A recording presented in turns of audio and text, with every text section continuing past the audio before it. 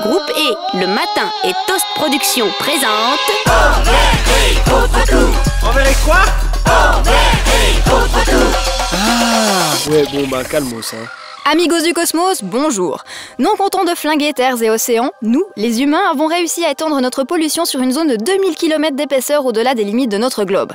En gros, la Terre s'est créée une croûte de déchets cosmiques, un peu à l'image de la noix de coco autour des Raffaello.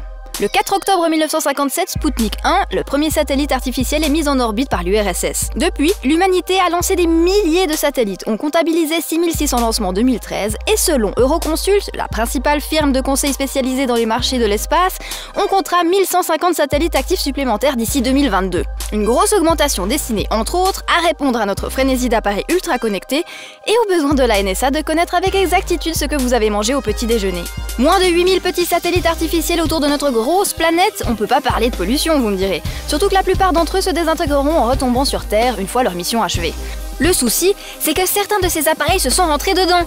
De manière accidentelle, comme en 2013 lorsqu'un satellite équatorien a percuté un réservoir de fusées russe, ou volontairement, comme quand la Chine a décidé de torpiller son vieux Fengyun 1 pour tester ses missiles anti-satellites. Résultat, en 2013, la NASA recensait 23 000 déchets plus gros qu'une balle de foot, 500 000 de la taille d'une bille et estimait que 170 millions de morceaux d'appareils minuscules se baladaient autour de la Terre, mais qu'ils étaient trop petits pour être répertoriés. Ce n'est pas parce qu'ils sont petits qu'il faut les croire inoffensifs. Comme certains se baladent à près de 56 000 km/h, ils se transforment en véritables projectiles qui peuvent endommager, voire faire exploser, des satellites en fonction. Ceux-ci se fragmenteraient à leur tour en milliers de nouveaux débris et engendreraient des collisions en chaîne.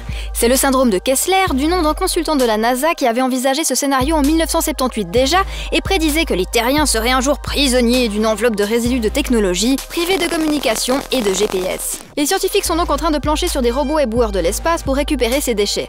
Donc pas trop d'inquiétude à avoir s'ils font bien leur travail. Dans 100 ans, quand les océans seront en ébullition et que l'air sera poisseux, nous pourrons toujours nous enfuir sur Mars sans risque de nous faire atomiser en sortant de l'atmosphère. Eh, on n'a qu'une planète, hein, va falloir faire avec, ok?